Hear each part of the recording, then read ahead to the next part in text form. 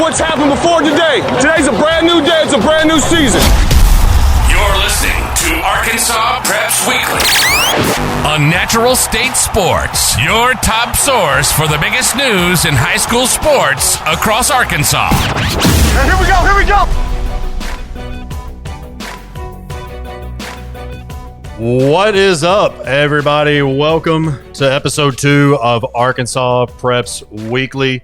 My name is Kyle Sutherland alongside the softball guru, Jared Hawthorn. We didn't expect to be at this point last week as far as being on a new podcast, being on a new forum, but just like in athletics, sometimes you have to call audibles, you got to make adjustments, and that's kind of where we are on a new podcast, Arkansas Preps Weekly, on a new forum, Natural State Sports. So, Jared, we are very happy about the new beginning. Absolutely. We are ecstatic to have a new platform and a place to be able to get coverage going for all these young ladies in softball and just to be able to continue to grow the game in the state of Arkansas. So very happy to be here. That's right. And we're going to continue on. As I said on the baseball episode with Kevin, if you're not familiar to what we do, if you've never listened to this show before, when we were on Arkansas Prep Extra, pretty much what we normally do is we go from 6A down to 1A, and then occasionally we'll mix it up if it's mainly just tournaments that happen that weekend or it was spring break, whatever the case may be. But normally it's 6A down to 1A. So without further ado, we'll go ahead and start right there. And there really wasn't a whole lot of difference from what we had seen the week before. Probably the biggest news was Bentonville's 1-0 victory over Springdale Harbor. I know the Lady Tigers are really beginning to roll, Jared. They've got that win over Calvary Baptist, Louisiana. That's Calvary Baptist's only loss on the year. They're nationally ranked by many outlets. And Cabot is holding strong at that 5th spot. And then you look at the back end there. And I think really it's a toss-up. I think we actually talked about some of the back end of 6A last week. But when you look at Conway, they went 2-2 last week, lost to Bauxite and Farmington, each by a run. You're not going to hold that against them. Rogers Heritage, they have won 3 of their past 4 after dropping 3 straight. And then you also look at Bentonville West, that has lost 3 of its last 4, but I still think they're a pretty good team. I think all these teams certainly deserve their due credit, but it's just when you get into that back end, and this is very common with 6A, it's just kind of a toss-up right now, and you don't really know. It's just really about what day the ball bounces. Yeah, definitely. Getting in that northwest corner, Bentonville looks to me to be really strong up there. And I was actually going to ask you, I didn't get a chance before we jumped into the podcast. Was Bentonville playing Gravette tonight? I thought I saw that. This Monday night, I believe that was correct, unless it got moved. I think I saw them playing, but I didn't ever get to see a score, so I'm not sure what happened with that one. But I think they were playing just before we went into recording. So that would be a really good ball game too, Bentonville and Gravette, if that was what I saw on scores pop up earlier. I didn't get to see a final score. I just saw it looked like they were kicking off live. I'm looking. Yes. So at the point as we're recording, I'm glad you brought that up, even though of course it's going to be stale by the time. It's bottom of the 4th, 1-1. So we'll obviously know the result by the time everybody listens to this, but yeah, that's really good ball game, I'm sure. Yeah. Looking at Bentonville, they, to me, look to be the class up there in that corner. Them and Rogers are both really strong. Bentonville has definitely kind of got things rolling. They started out a little iffy those first 3 or 4 games. Wasn't sure if they were going to be the Bentonville of old, but they're starting to look a lot more like it here lately. I did just a little bit of looking at Game Changer earlier, trying to do a little more research on Rogers Heritage and on Conway. Of course, I gotta see if I can get some permission to get in some stats on some Game Changer to look at some individual players. But looking at their schedule and looking at who they played, they've both kind of been up and down. Looks like they're getting a little stronger here as of late. So definitely some couple teams there that can make some noise and maybe start creeping back up into those rankings. And I think the biggest question is, we knew that Rogers and Bryant probably were going to be there at the top as the top Central and top West team.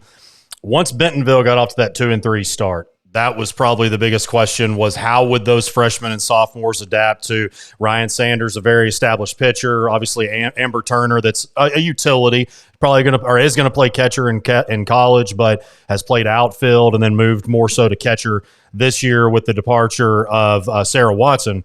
But that is going to be fun to see, that back end of Class 6A. That's kind of how it always is. I think Conway has been one of those, especially over the past few years. Now, 2021, I can't remember what seeding they were when they went to the finals and lost to Bentonville. But that's one under Coach Hickey that you always have to watch. I know I would actually love to go to Bryant Conway on Tuesday night. Not going to be able to. I'll have to babysit on Tuesday nights. But I think that that's going to be a good measuring stick. I think that probably you like Bryant in that one, but like the Lady Hornets. But that's going to be a good measuring stick to kind of where Conway is exactly right now after the 2-2 week that they had last week. Yeah, definitely. Bryant is very strong. Got a lot of great players. They're playing well. If Conway can either compete, play really close with them, or find a way to get the upset, that'll really speak volumes for Conway. Right now, I'm really liking what I'm seeing out of Bryant, out of Rogers, out of Bentonville, and out of Cabot. And I really think if they continue at the rate they're going right now, those four are going to be really strong and tough to contend with going down the stretch here. Then down in Class 5A, and I want to go ahead and talk about it, just mentioning GCT like I'm going to here in a second. If you listened, anybody that's on right now that listened to my segment on KNEA radio with Kate Carlton on the ticket, you're probably going to hear some of the same things. But it really made me think about, as I was preparing for that to talk about the NEA teams, that there were some points that I felt like we needed to bring up on here. And we've talked about the top half of the Super 7, which, one of probably the teams that I shouldn't say nobody expected, but Maumelle moving up to number 2 had great pitching this year. They've got a win over Greenwood. Now they've got some losses that were in the River City Rumble we talked about a couple of weeks, or I guess it was last week, that you kind of got to put some asterisks next to because they didn't play the full 7 innings. But looking again at that back end of the Super 7, like we were looking in Class 6A, well, at least you look at number 5, so somewhat to the back end, Greene County Tech. And I know that when a team goes to back-to-back state finals, Benton being a perfect example, they're the 3-time defending state champions, but kind of people are wondering, how are they 6-5 right now? Now they're very young. You lose a generational talent. But kind of like that with GCT, you lose a very experienced pitcher in Carly Burrow. You lose Ava Carter this year, the Arkansas signee that tore her ACL in basketball. But this is an 11-5 team that 2 of their losses were on the road against national competition in the Gulf Coast Classic. 2 of their 3 games that they played in Northwest Arkansas, they dropped, but that's after traveling across the state. And not trying to make any excuses, but I've gotten some questions about, hey, where is GCT at this year? And they've got 2 young pitchers, Isabel Matthews and, who was the other one? Callie Newberry. So a freshman and a sophomore, and which David Reynolds, their head coach, absolutely loves them. But you've still got hitters like Marley Spear. You've got Wesleyan Burnside, who can also pitch. Zoe Reynolds. All of those names contributed on both of those state finals teams in the past 2 years. So kind of the question, or the answer that I have to the question of where are they at, they're kind of exactly where I thought they were. I figured they would be one of the best batting lineups in Class 5A this year. I think that they've proved that, and they've got some young arms that are just continuously developing. Well, definitely when the image I can't get out of my mind with Greene County Tech is 2 years ago when they came to Hot Springs and they were practicing at our home field. I know where this is going. To get a little practice in. They had basically a home run fest.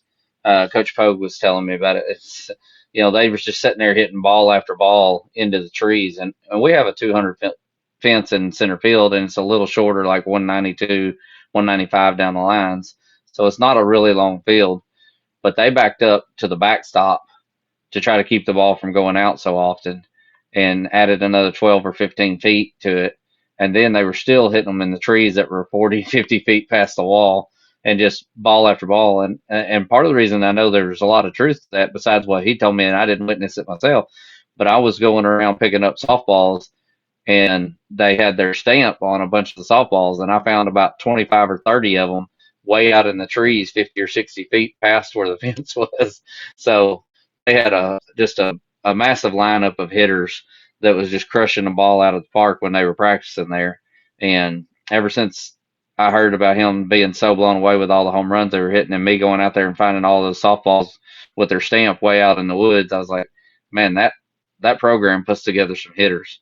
They absolutely, because he was telling me, he's like, man, there was 8, 10 girls just crushing it over the fence over and over and over. He said, how in the world do they have that much power that far through the program? Well, obviously they have a hitting program, and it's working. And I've heard that from several other coaches up in that area. That, man, even when they're down, they have great bats. So definitely going to keep them in contention in 5A with the bats that they have. And I also like Valley View, and I was looking at them because they are coming to Benton this week to play in that Benton, that's like a round robin, I guess you could say. I believe it's Nashville, Valley View, Bentonville, and Benton. I have not seen the schedule yet, but I will be there nonetheless. And, Karen Sanders, talked a lot about her, just somebody that does so much for the game, and came over from Brooklyn this year. And, their losses, or one of them was to Bauxite, and that was in the Blazer Blast that really had an asterisk next to it, but just because of the weather that tore through. And most of the teams didn't even get to play that were scheduled to, and just a lot of things out of anybody's control, really. So you got that split with Marion. I know that some would scratch their heads, just kind of like with Nettleton splitting with GCT. But then Valley View also had that heartbreaking loss in the 1-0 pitchers duel, which I got to really give it to Jordan. We'll talk about BB here in a second, but Jordan Lefford and Lexi Delaney just in a great combined effort.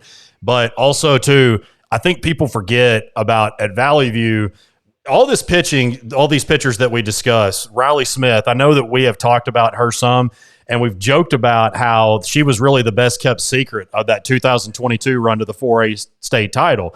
And really it's just continued on business as usual. She's got a .5 ERA, 102 strikeouts. Ashlyn Bill, I love their catcher. She's batting over 400. And as I said on the radio earlier, good luck running on her. So I think Coach Sanders has really got a really good squad right here. And we know that Valley View is always going to be up there for contention. There's no doubt about it. But there's been some that I think that especially since maybe Valley View's been bouncing out of the outside looking in, or maybe even the Super 7. And then also GCT's kind of been in that back end of the Super 7 when they're used to being at the top. I think that's maybe two in the East that we've forgotten about just a little bit. And hey, Searcy, they're at the top right now of the conference. You can't take anything away from them. They've had some questionable losses, but I think that they might be heating up at the back end. But I'm telling you, Valley View, GCT, both of them play really tough competition down the stretch, and those are two to really watch out of the East. Well, you brought up the pitching side, so I'm kind of a pitcher based guy, so I'm going to see you. Riley Smith, I've watched her in person 4 or 5 times in the last couple of years. She is a great pitcher. She spins the ball so well. Her being able to hit spots and her placement is exceptional. She just keeps hitters off balance. She's one of those pitchers that when you watch her, you're like, man, she's good. But then when you watch how effective she truly is and how hitters just can't ever seem to really barrel one up on her, then you really realize how effective she is. And then over on the Searcy side of the pitchers, we were just mentioning Abby Busby is exceptional. And, she went through some injury and battled some stuff. And I think she's really starting to come back into her own and starting to throw like the Abby Busby that we know, and she's absolutely, dominant. One thing you got to take into consideration with 5A that you don't see with a lot of other classes is 5A plays a lot of doubleheaders. They play a lot of back-to-back games on the same night, and that's terrible for pitchers, especially if you only have one great pitcher and then you have a big fall off. So a lot of times when you see these teams, the first game is a battle or one team wins over the other, and then you get a complete opposite flip in the second game. Well, sometimes that's just because they don't have a strong second pitcher and your first one is done after a game. So remember that when you look at 5A results, and sometimes you see, a really great game or a win one way and then a polar opposite result in the second game. A lot of that has to do with playing back-to-back games on the same night and pitchers just being gassed after the first game. That's a great point. And that's something that I actually point out sometimes, and really sometimes we forget. It just is one of those deals that a lot of reasons they do that is for travel, of course, and just to try to get some stuff in because of weather, especially this time of year. There's all kinds of different reasons, but that's something that we don't think about too. When there might be a 1-0 game, and then the next one it might be a 12-2, which was very similar to kind of how Nettleton and GCT went. But speaking of great pitching, I want to go back to BB for a second. That 1-0 win over Valley View. I know BB's had a little bit of a shaky start. Look, they played Malvern, they played Taylor, they played, I think, was Sheridan another? I don't know if Sheridan was one, but they played another really tough game. And then they got that victory that I think when you win a game of this magnitude, a pitcher's duel, it was 13 strikeouts that Lefford and Delaney combined for in that one. And so, it's again, Riley Smith. We talked about her a second ago. I want to also mention them because we've talked about Lexi and Jordan a little bit this year, but they've proven both of them throughout their career have been exceptional too. There's no doubt that combination is lethal. We've talked a lot about Lexi Delaney in the past when she was at Hazen and different places, and now that she was at Hazen before, now she's at BB, and she is a very talented lefty. Great kid, big arm, lots of movement, and then Jordy Lefford has some of the best movement that I've ever seen. I compare her to a couple other pitchers around the state that they don't necessarily blow you away with 60-something mile-an-hour fastballs, but they can move the ball. They can hit spots. They're super effective.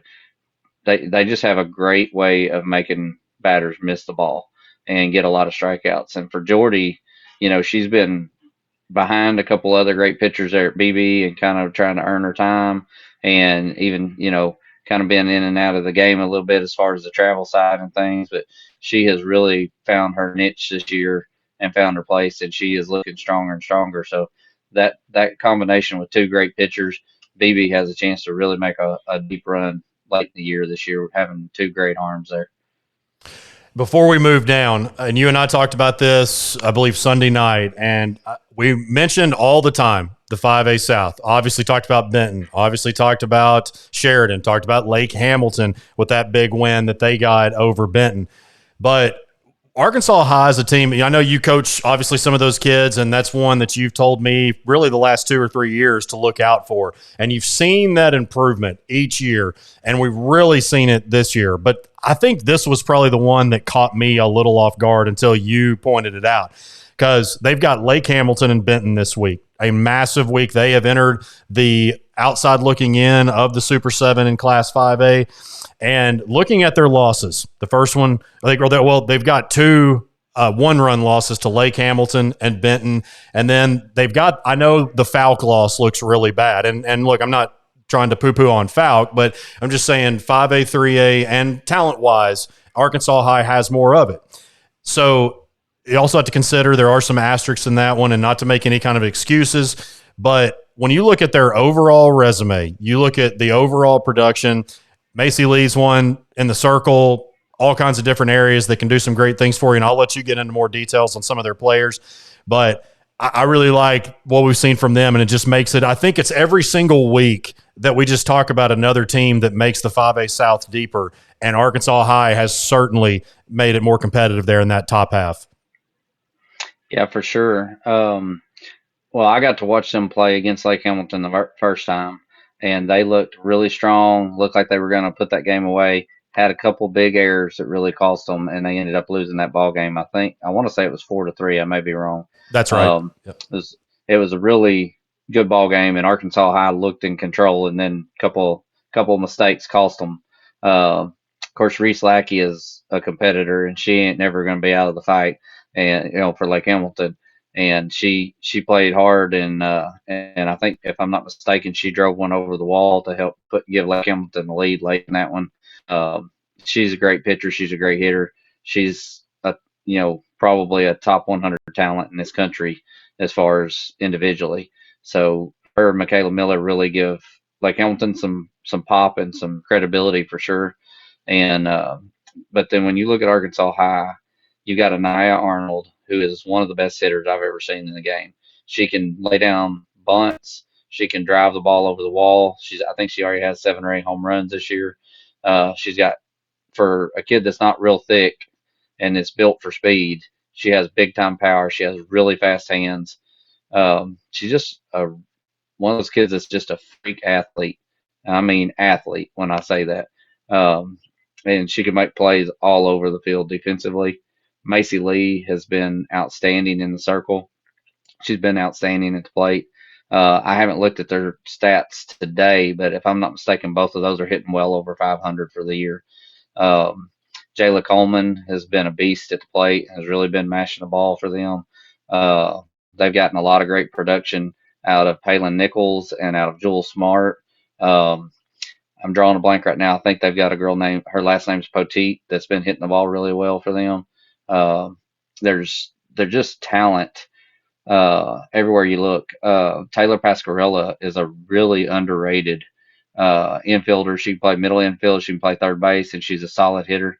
Um, she doesn't get near the credit that she deserves for being just a really rock solid utility player that can help you anywhere. Um, there's a lot of depth or a lot of talent in that group there at Arkansas High. If you match them up talent for talent, I think they probably have as good a solid talent through 7, 8, 9 players as anybody there is around in 5A.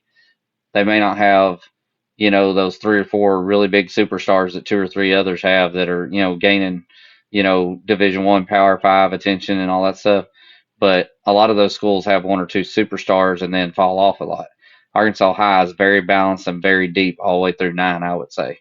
So definitely interesting to see what they're going to do going forward here. And they've got 2 big chances with Lake Hamilton and Benton this week to prove that they belong in that group. Down in Class 4A, we're not going to talk about Region 1 this week. I know that we talk about that at nauseum, but when you are pretty much the top 3 or 4 teams out of the top 5 or whatever it is, you almost demand coverage. But we're going to give a little love to 4A3 this week. Gotten a little bit of info on them. Of course, talked a little bit about them on the radio segment earlier, but the Region 3 is really interesting because you've got Brooklyn, Jonesboro, Westside, and Wynn in a 3-way tie currently. And I believe it's Westside that has the tiebreaker over Wynn right now. So, Jared, looking at these teams, and let's call it what it is, like 3 and 4. Well, I know especially when you get down to 3A, there just hasn't been a lot of NEA success as far as state titles go. You go back to when Brooklyn won it in 2014. Other than that, it's pretty much been the South regions, the Central regions, the West, or the West regions. 4A has not so much been like there's been Valley View that won it a couple of years ago. It's been a little bit better, but for the most part, it's kind of been dominant in other areas. And where I'm getting at that is last year there was strong competition from this league in the state tournament. Brooklyn took Nashville to a tough game in the first round. Jonesboro Westside in the final game of the day that was really late, I think it ended at about 11, they lost 13-10 to Malvern in a pretty much a home run derby. And then Wynn, they won their first round game and then got blanked by Ashdown in the second round. So I say all this to say there is a lot of competition in this league, but it's really about this year. Can they get over the hump once they get over the first round? I think can they start competing with those top 3, with the Gentrys even this year, the Farmingtons, the P Ridges? I think that's probably the question that a lot of people have. Because look, Jonesboro Westside, you've got McKenna Craig and also Veda Watkins, who are both great in the circle. Madison Wooldridge, we talked about her a little bit last week. I know that she pitched a really good game, had 8 strikeouts on Saturday against Buffalo Island Central. So these teams have the pieces in place. It's just what are they going to do with it once they get past the first round, if they get out of there?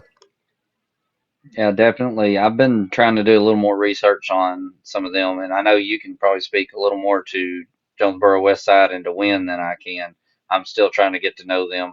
I know a little more about Brooklyn, and I'll tell you what I do know about Brooklyn. Madison Woolridge is the real deal. The girl can hit the softball all over the field with power, and she's great in the circle. She has thrown, I want to say, 3 or 4 shutouts already this year. Her strikeout count is getting up there, something that's going to be very credible with some of the best pitchers in the state. Her ERA is in the 1 point something, I want to say, and her batting average against is under 200. So she's pitched, I think, if I saw correctly earlier, like 66 innings this year. That's And, right, 66. Yeah, and she's she's had 7 games with no earned runs. So, and then batting over 500 as well, around 530, 540. Yeah, so definitely she's absolutely the real deal when it comes to being able to do it both ways for Brooklyn. I was looking at Brooklyn's record in their schedule earlier, and I was pretty impressed. Like they've played some pretty good teams, they've beat some pretty good teams. They've lost to a couple of really good teams on their losses, and so looking at them, I'm not sure that I don't like Brooklyn out of that group to really push to make a deep run this year. And I think they have the hitters to go with it because I was looking at some of their lineup, and I think I saw five players that are hitting 500 or above in their lineup. I want to, if I can remember correctly, Emory Booker's one of them, I know off the top of my head. Emory Booker, was it Lakin Carr, Nicole sounds familiar. Flowers, Ashlyn McNeese is right up there. Yes, Ashlyn McNeese, yeah. And then, of course, Madison Woolridge. And I feel like there's one more that I'm forgetting right now off the top of my head out of that group. But we've had a lot on our minds this week, so hopefully we'll get a mulligan. Yeah, a lot of strong hitters in that group for sure, though. Brooklyn, that looks like they have the pitching and the hitting to go far. Yeah, and that's what I think because I knew about McKenna Craig at Jonesboro West Side, and I know that they could hit. And because look, I know that she's holding batters to 163 BAA, I believe is what it is, and then you've got Veda Watkins that's 3-1 on the year. So I like what you said about Brooklyn too. Look, Matt Dillon he took over for not Matt Dillon the movie actor. I've joked with him about that. So kids that are listening to this are not going to know who the other Matt Dillon is. But anyways, 1-2 in a row state titles at Tuckerman, knows what he's doing, great coach. And then at Jonesboro West Side, again, like I said, you got those 2 arms right there, and that's what's going to be. Obviously, you got to have bats once you get into late to mid-May and late May as well when you get into the semifinals and state finals. But having 2 pitchers, just like kind of what you were second ago in 5A, that's extra crucial, and Jonesboro West Side really has 2 quality ones. Yeah, definitely having pitching is going to be the difference maker for some of these that are making a run. I don't know. I'm just going to be honest. I don't know a lot about Wynn right now, and I'm going to try to do some more research before we get around to them again next week on the podcast. But definitely a lot of bats in those 3 teams that we were just talking about. So I want to try to dig into those a little bit, and next week really be able to have a little more input, especially on the Wynn side. And I know there's a lot of hitting at Jonesboro West Side.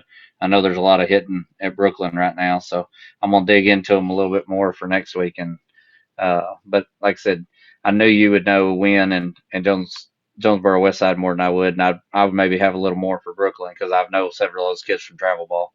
I'll be honest with you too. Wynn was one that I sent, or I was going to send a message to their coach, and then I did the classic Kyle Sutherland thing and realized about an hour before we were about to record that I didn't press send. So I will hit her up this week. That's on me. I take full responsibility. So I've made a lot of mistakes this week, but hopefully none of them are too damning. But going to talk a little bit about Heber Springs, Lady Panthers. Jared, I almost feel like that Coach West might be a little bit mad at me with how much I'm going to talk about here because they're probably the state's best kept secret in Class 4A, and I say with that facetiously. Coach West gave me a lot of great stuff earlier. But they lose their season opener to Maumelle, who's now number 2 in Class 5A. And then you look up, kind of like what I was saying a second ago about Arkansas High, you look up, and all of a sudden they're on this win streak and just playing really well. So Heber Springs was 11-9 last year, and Taylor Parker, who is an exceptional talent, pitched basically every inning. I think she did pitch every inning last year. And again, exceptional talent. She's just not a natural pitcher. Well, she's still throwing this year. She's down to 31 innings, so she's splitting some of those with Jordan Youngblood. Now, you might remember Jordan Youngblood, who, along with her twin sister, Taylor, were really good for Melbourne last year. They have been huge additions. Jordan being a pitcher, she's thrown 34 innings, and then Taylor has caught doing really well, batting over 500. Now, their father is, I believe, the head baseball coach, Kevin, and he also coaches football. So very sports family. But you think about those three with Taylor Parker and the Youngbloods. Then you've got Maya Foster, a power hitter that's batting around 640, 650. So what it seems like to me, adding the Youngbloods and really just being able to put pieces at their natural positions, or more, at least more natural positions, has just really come together. And they got Bauxite on Friday. A lot of eyes are going to be on that one. I'm telling you, watch out for these Lady Panthers. Well, about a week ago, I heard someone else mention Heber Springs, and I was like, Heber Springs, are they good at softball? I mean, honestly, you talk about them being the best kept secret. I remember looking at them a few times last year, and they were like around 500. And, I kind of glanced through, we always try to look to see who the next teams are just out of the Super 7 and who's might be, creeping up to get close to the rankings and things like that. And I just remembered Heber not being super strong last year. And then I guess I had not paid good enough attention to them this year. And somebody mentioned them about a week ago. And then you mentioned them a few days ago between me and you just talking, and like, hey, Heber's looking a lot better this year. And I was like, where'd they come from? And so definitely a huge addition with the Youngblood sisters, coming over. Probably a lot of the things like what you said, being able to shift some of their other players back to their natural positions and get them where they should go by adding, 2 or 3 players coming in. And they're looking really strong. And this week will be a great test for them when they play Bauxite. We'll find out, because we know Bauxite's a strong team. Get them a chance to kind of have that proven ground and show us if they can match up to the test. I don't have any reason to say that this is 100% accurate, but my guess is it's MJ Birmingham versus Youngblood. That's my guess in the circle. Be a great one. So I will definitely be following it. Then down in Class 3A, we're going to combine a little bit of 2A, because the Raymond Turner Memorial Tournament had a great host of talent. It wasn't very many teams, but featured Boonville, defending 3A champion, Mansfield, Magnet Cove. I know Perryville was in it, Charleston. It's a great event. Some of you might remember Brooke Turner. She was I think it was from 2020, which obviously COVID canceled that.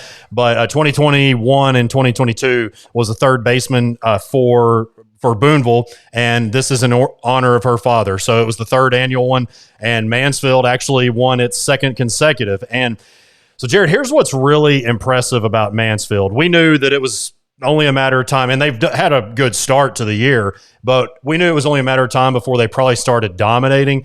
And it was this tournament about this time last year that they really heated up. They won 24 consecutive before losing the finals game. But here's what's phenomenal. So you had great pitching performances from Lexi Franklin from Boonville. You had one from Maddie Fulmer. I believe Bella Harville, also from Magnet Cove, had 1 or 2 great outings. But I was thinking of Alyssa Houston. Allison Edwards had an absolute breakout weekend. So let me just go through this here. I got to look at my screen. So she struck out 52 batters on the weekend for 63 outs, or out of 63 outs. Then the week before, she had all 15 outs against Johnson County Westside, which were all strikeouts, then had 9 consecutive to start the following game against Hector. So 22 straight outs she struck out, did Allison Edwards. So you look at her in volleyball, basketball, softball, filling the water cooler, selling concessions at halftime. Jared, this isn't a secret to us, but this kid is just simply remarkable. Well, first off, how many times have you walked up beside Allison Edwards in person? Because she's an imposing kid. Like, not that she's oversized or anything like that. She's just tall. She's built athletic, but she just has a presence about her. Like, I'm a grown man and I walk up beside her as a teenage girl and I'm like, that kid could intimidate some batters. There's no doubt about it. Watching her pitch, there's no question that she intimidates batters. And the movement that she has on some pitches, she has great speed too, good velocity. but she moves the ball really well. She's just a really outstanding pitcher, and definitely the stats she's put up in the last 4 or 5 games have been crazy.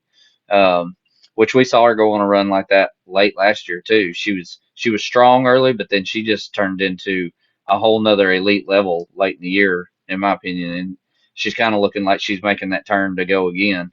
Mansfield is just looking better and better, getting those girls back from basketball and getting them. It takes 2 or 3 or 4 games to get them into softball, full on softball mode, but they look like they've hit their stride for sure. Definitely a lot of competition in that little tournament. Magna Cove's a great team. Mansfield's a great team. Just Boonville's a great team. There's a lot of talent, and especially if you look at pitchers, Maddie Fulmer, Bella Harville, Allison Edwards, Lexi Franklin, and I'm missing one or two, but there were some great pitchers that played in that this weekend. Well, then we'll just go ahead and get into it. That's going to kind of, I guess, instead of dipping down to 2A, we're going to just slide over to more 2A, because just talking about how exceptional Allison Edwards is, even in a loss in the finals last year, she was great. I mean, in a true pitcher's duel, 1-0 loss.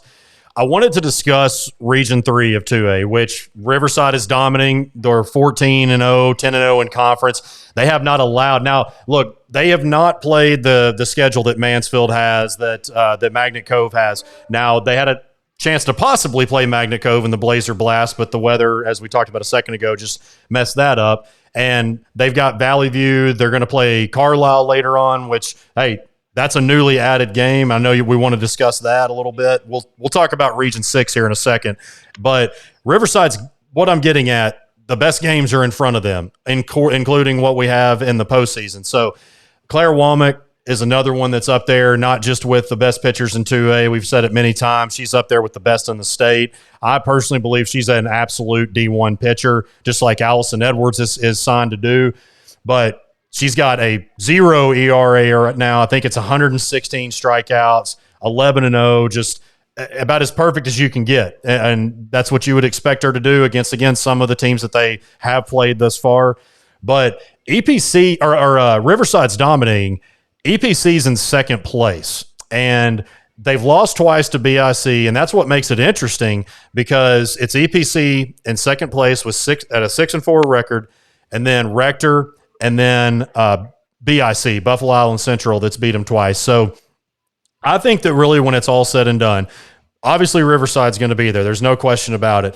But I think we might be, and I like Rector and I like BIC as well, but I don't want to sleep on this EPC team just yet. Kylie Henderson, she is exceptional at the plate. I think she's over 500 batting, and she's pretty much leading the team in batting. But as we've said all year, she's a freshman. She's played a tough schedule. She's learning. But I think probably the biggest mistake, kind of like last week I preached about how to completely write Benton off in 5A would be a really big mistake. I think it would be a really big mistake to do that for EPC in 2A this year. Like I said, they're not the EPC that we've seen over the past few years, but don't give up on them just yet. I think that conference is maybe a little bit tougher than we expect. Well, definitely. I mean, obviously Riverside is very strong, and Claire Womack is, probably a top 5, maybe for sure a top 10, maybe a top 5 pitcher in the entire state on any classification. And that's saying something, because there's some really great pitchers in the state. Some of the ones we just mentioned. EPC has looked better and better here lately. I was starting to worry about them a little bit early in the year. They took a couple of losses, and a couple of them looked like they were pretty solid losses. And I was like, man, EPC is definitely not the team they used to be. And then here the last week, 10 days, like, oh, okay, EPC's they haven't fell off the map completely. Here they are. They're starting to show up. Definitely, and Buffalo Island Central has looked pretty decent at times this year. Like they're definitely a solid team for sure. So there's going to be a lot of competition in there. I was extremely impressed with Clara Womack last year, especially in the finals. And then looking at what she's done so far this year, you can't help but talk about her. I mean, she is just really impressive. Her numbers have been unreal. And then I want to talk about Region 6 because I think there is a bit of an elephant in the room as far as I want to say first off, Jared and I do not hate Carlisle or we don't hate Des Arc or any of these teams there, McCrory, Palestine, Wheatley. And I know, and we haven't been accused of that. I'm just being facetious, but we have been paying attention. I promise you. Look, Jared, I'll say this about Carlisle. They've got between Lake and Golden, Libby McIntyre, and Jessa Wiles. I think that's their top three of the order. It might be flipped around. Lake and I'm confident is the leadoff. That is one of the most lethal top three that you'll find probably in all of the small classifications, not just 2A. I'll go ahead and say that. And it doesn't stop with them. Then you go to Des Arc. Des Arc had, I think it was their best season in school history last year that came to an unfortunate end under unfortunate circumstances. They have won, I want to say 10 games this year, if that's what the schedule is correct. Now, Kaylee McDonald, we know, is another one of the top pitchers in Class 2A that might not get her flowers that she deserves. Look, through this year, 74 innings pitched, 178 strikeouts. She's flirting with 400 career strikeouts, also batting 450 on the year, but also the return of catcher Grace Knight. She was hurt and then came back. I think it was last week against McCrory. So her being back behind the dish is massive. We know how important it is. I mean, I know you being the father of a pitcher, that catcher, that battery relationship, it's massive. So having her back has been huge for Des Arc. So I don't want anybody to think that we're not paying attention to these teams, that we don't have respect for these teams or these players. But I will also say, when it comes to the Super 7 rankings, it's really hard to convince me that with the teams that we have at 1 through 7, that anybody other than is not in that 7 has played a tougher schedule. I'm not saying it hasn't happened, but I think it'd be a really tough argument. Now, Carlisle, and let me, before I say this, Des Arc, they played Mayflower and Harding Academy, two 3A teams that we have both ranked and in the Super 7. Harding Academy, or in the outside looking in, Harding Academy is. And then Mayflower, I believe, is at 3 or 4. They took them to the wire. Carlisle will really get a chance to make some noise against Riverside on April 16th. Jared, I didn't even know this was happening. I was looking through some stuff today, and I had been talking to TJ Eakins, Riverside's head coach, when I was getting ready for my radio prep. I'm like, is this right? Did y'all really add them? And turns out April 16th, it's going to be Carlisle versus Riverside. And I'm just saying this is a really big opportunity for a huge matchup and huge statement to be made, especially from Carlisle, because there is college prospects galore on both sides. Yeah, definitely. I would love to be able to go watch that game, the Riverside Carlisle game. The hitters that you talked about from Carlisle, without a doubt, are amazing. They are some of the best in the state. Another one that has been on fire for Carlisle lately, and I know her personally because she plays for me, but she's really been on fire in the last 2 or 3 weeks, is McKinley Cook, the catcher. Yep, she's for Carlisle. developed well. She has been knocking the cover off the ball. I think she's hit 5 home runs in like the last 6 games or something like that. Batting, I want to say, I don't know what her overall batting average is, but in the last several games, she's batting well over 500. Has really done well. I actually reached out to Coach Golden earlier today to check on her on some stuff for travel, just checking in on her. And I always around talk about my players and things like that. But she's just a great kid and really doing well for Carlisle. You mentioned Kaylee McDonald from Des Arc. I saw her several times at some camps that I helped work this summer, and that kid just blows me away. She is very impressive. Her ability to hit the ball, her ability to pitch. She throws the ball hard. She looks she's kind of like we were talking about Allison Edwards earlier. When you look at her, you know that they intimidate a hitter, that they're just tall, athletic kids that can really sling it. Well, Kaylee McDonald is definitely one of those tall, athletic kids that can really sling it. And when she steps in the box, you don't want to throw the ball to her either, because I've watched her knock several over the fence. So we see her pretty regular in travel ball too, and I've seen her at several camps. So very impressed with them. As far as the teams and the standings, I think we're going to get to see several good matchups this next week to 10 days. That'll tell us a lot about those teams over there and whether or not, where they stand with the state competition.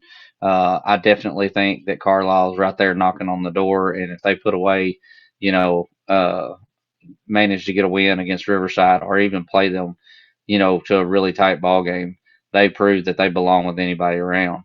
Um, Des Arc looked a little shaky at times, but a lot of that had to do with needing to get uh, their catcher back and things like that. I think Des Arc, we're going to see them really turn a corner and start catching fire. So the conference is definitely going to, in my mind, I think they're fixing to start making a step for more statewide respect.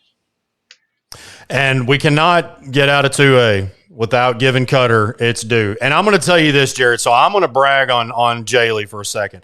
I've obviously watched her since she started as a freshman varsity. And there is no question that just in terms of her, and I don't want to take anything away from her teammates, but just what she has done since her freshman year and last year with the back injury, I mean, really has just been incredible. But I think that she took, and I'm talking to you sort of as her dad, but also as a coach, just from a media guy who has followed this team very closely. I felt like she took that next step as a pitcher, and also Cutter obviously took that next step with the way that you guys played against Magnet Cove. And I always preach about strength of schedule. I preach that till I'm blue in the face. I bleach it. I probably preach it at least once or twice an episode. But that doesn't always mean about beating the teams. Just like a second ago, I gave Des Arc their due credit for the way that they played against Mayflower, for the way they played against Harding Academy. But the way that you guys competed with Magnet Cove, who has beaten Harbor, who is another 6A win over North Little Rock. They've got many quality wins over upper classification. And then you guys took them to the wire. I know some errors kind of got in the way of that, but 3-2, I think just the progress that Cutter has made, especially in the past 2-3 years, pretty incredible. Well, there's no doubt that was probably the best that we've played as a team. Just really, Jaylee threw the ball very well. She moved it exceptionally. Seemed to have a little more, velocity than normal. The glove was definitely popping, but she was definitely moving the ball well. Her curveball and rise ball and changeup were all working. Uh, and Magnet Cove is loaded. And I'll tell you firsthand, after watching them in person, they are impressive. Everything they do is impressive, from the way they warm up to the way they carry themselves. And our team went toe to toe with them, and they really played as hard as they could play. We made a couple small mistakes, cost us a chance, to hold them down. Maybe one more run. Really should only allowed two in that game. Uh, but they were, we made several good defensive plays too that helped, back Jaylee up. There was a couple of line drives caught, a couple plays in the outfield that helped give Jaylee a lot of help on the defensive side. And our bats, I mean, we were facing great pitchers in Maddie Fulmer and Bella Harville, two of the best in the state, and they were pitching well. Neither one of them threw badly. But our girls just found a way to scratch and fight and get a bat on the ball, and they played like a team that deserved to be in the top 10 teams or so in the state, and proved that they belong. And if we can come out and we can play like that, we have a chance to really make a run and possibly get in the state tournament and do some damage there. Of course, a lot of it has to do with staying healthy. We gotta be able to stay healthy with those first nine, and we've got just a couple other players behind them that can fill in and definitely help us out. But we don't have like some of these schools that have 2 and 3 deep at every position. We don't have that, so staying healthy is going to mean everything to us. But definitely was a huge, even though it was a loss, it was a huge step in the right direction for our program. It was a huge step for Jaylee to come back from the injury and to prove that she could pitch with the best in the state.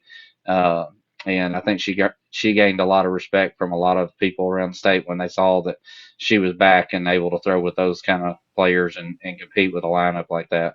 Our team, I can't say enough for what Coach Pogue has done and building the right kind of culture.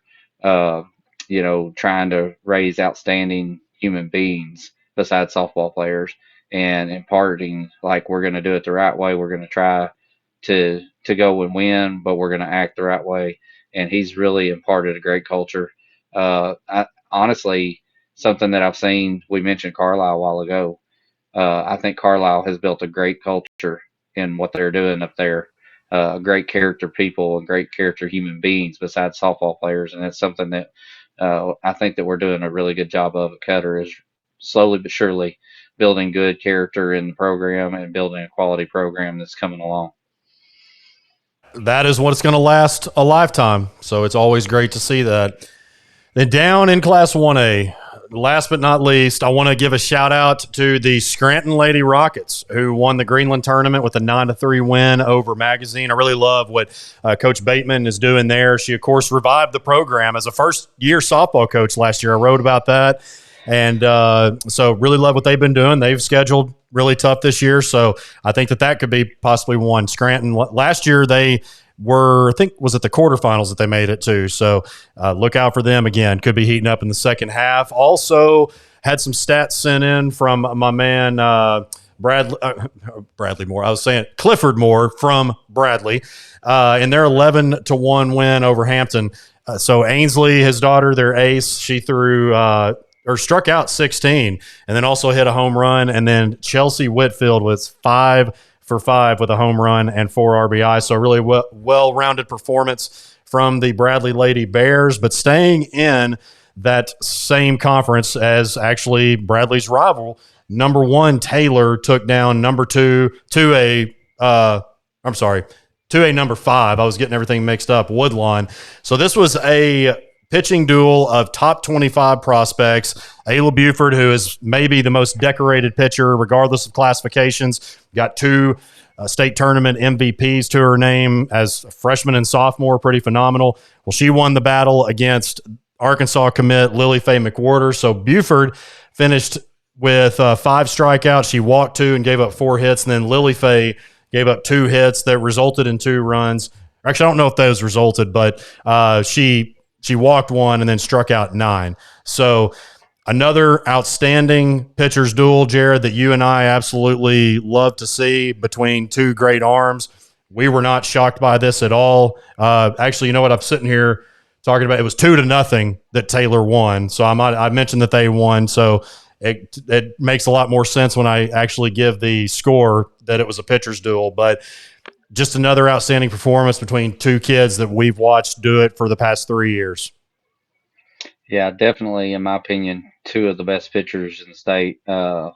Lily Faye is arguably the best pitcher in the state of Arkansas. You know, she's got great velocity. She throws upper 60s, and I really think she's going to be touching 70 in game by this summer. And that's saying something because there's not very many pitchers in the entire country that can do that. She's a great kid. She's always, we've had her, pick up in the summer with us before. Really impressive kid. She's always working to perfect her craft. She's always doing the hard stuff, the weightlifting, the cardio, everything that she can do to get better. Lily Faye is just an impressive kid, an impressive pitcher, and she's a pretty impressive hitter too. And then on the flip side of that, Ayla Buford is just, I couldn't tell you what a great kid she is. Just character kid, but she's definitely a pitcher that she will make you look bad sometimes because she has a changeup that is unreal. She has pretty good velocity. She's, 62, 63 on the top end, probably rocks along consistently around 60, 61. But her changeup comes in at about middle 30s. And it looks like it stops in time. It throws so many hitters off balance. I don't, I sat on a bucket and caught it not very long ago, and I almost fell off the bucket forward trying to catch it, much less hit it. It just seems like it stops and it backs up on you for a second before it comes on in. And I don't know. It's just one of those. I've caught hundreds of pitchers in my career, and her changeup is absolutely the best changeup I've seen anywhere. She has good other stuff. She has good rise ball, screwball, curveball. She has good velocity and she can spot up her fastball, but that changeup is a game changer for her. So the thing that I think is the difference in that ball game, because both pitchers pitched great, they were both impressive. The difference is the machine that is Taylor. They work and they work and they work, and they probably hit more than any team in the state. They do a ton of hitting, and a lot of those kids spend a lot of their free time either on a tee or hitting front toss. Of course, in Taylor, there's not a lot else to do, so they spend a lot of time That's right. at the fields, either on a tee at home or at the fields hitting front toss. But their hitting is very impressive, and I think really to me that's a 0-0 ball game outside of Taylor being able to find a few hits and being able to get those couple of runs across to win. Great game. I wish I could have watched it. I bet it was a blast to watch those two pitchers go at each other, two of the very best in the state, and would have been a lot of fun to watch. That was one I might have actually traveled for, but I was taking care of a sick kid. Yeah. Just to step back for a second, you mentioned Ainsley Moore a while ago. I've watched Ainsley dozens of times, and she's another kid that's crazy impressive that she's right there with those two pitchers. And I really enjoy watching small school pitchers that do big things. So it's been a lot of fun to see those three kids throwing a lot around the state and just continuing to just be excellent. That's right. And if you like the fun that we just had for the past hour, then make sure you subscribe on YouTube. And the difference between this podcast and the last one, you're going to be able to subscribe on whichever, if you like the audio version, hopefully by next week, you're going to be able to subscribe on whichever one you prefer, whether that's what I think Amazon has one now, Google. I think Google I might actually be doing away, but also Apple, which I know is extremely popular with the fellow iPhone users. But if you like the video, we are going to be on YouTube for each episode, and hopefully we'll have it scheduled. Now, obviously, depending on my schedule, Kevin's, Jared's, we're going to have to switch that around. But the goal is to have both podcasts out by Monday a little after lunch. That's just kind of how it works sometimes, but that's the goal. But we will have the rankings, I can tell you, every Monday before 7 a.m. I can tell you that, and barring any kind of emergency. So we're going to get on a schedule this time around. But again, thank you all for the support. I want to make sure that I put that across because, Jared, obviously the softball side of things, and even baseball too, your following has been a big part of the ones that have helped grow what we have now. And I think of so many just going through my head that shared it, that shared a few kind words. And that goes just as far as anything, as far as helping us getting promoted on this new network with Natural State Sports, but really just more than anything, being able to continue to promote these kids. Yeah, definitely. I'm excited about having the opportunity to be here with Natural State Sports. I'm excited for our chances to grow the game. I had a few conversations this week. We're trying to research a few more of those teams that we don't always talk about. And I actually had a few parents reach out to me. Hey, how come y'all don't mention this team or don't mention that team? Well, there's a lot of these teams that they're in, a little more remote locations. We don't get as much information on them. But I'm going to tell you, we're going to do the research and we're going to find out about some of those teams. And if you have a team that you think's doing well, or you have individual players that you think that are doing really well, and we're not getting them mentioned in the podcast, by all means, send those to us. I'm on Facebook. You can always message me stuff on Facebook. Kyle's available. We're all over the place. So send us information because we want to be able to dig a little deeper. We want to find out more about those teams that we're not talking about all the time. We talked a little bit this week off the air about teams that we can mention, players that we can mention, that we want to start expanding that coverage. So if you're out there, you don't think we're covering the teams or the players that we need to, send us a message and let us do some research and we'll try to get them in. So definitely we're excited about the coverages that we're going to be able to do. We're going to try to expand and do more and just keep supporting us, help us out, and just continue to like and share and listen to everything we do. And we will do our best to do what's right for these players across the state. That's exactly it. I couldn't have said it better myself. And head over to naturalstatesports.com. Other than what we're doing for them now, they do a lot of great stuff and have done it for the past 4 years. They're one of the best broadcasting teams in the state. They've got a contract with all of the Pulaski County Special School District schools. So they broadcast Maumelle, Sylvan Hills, Joe T. Robinson, and who was the other one? Did I say Mills, Sylvan Hills, and I'm going to kick myself. Maumelle was the other one. So I think I said all those. So let me say it again.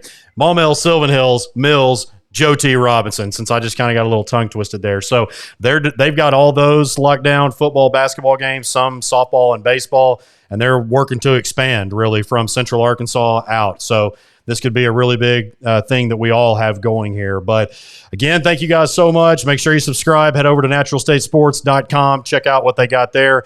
If you want to send me anything, check out where's it at? My logo right there, my Twitter. And that is usually the best way to get a hold of me. I'm really bad about checking my Facebook message, especially if we're not friends on there. So probably the best route would be to send it to my Twitter. But yeah, like Jared said, please hit us up with those. But other than that, that will do it for episode 2 of Arkansas Preps Weekly. For Jared Hawthorn, Kevin Bohannon, all of us here at Natural State Sports, we will see you next week.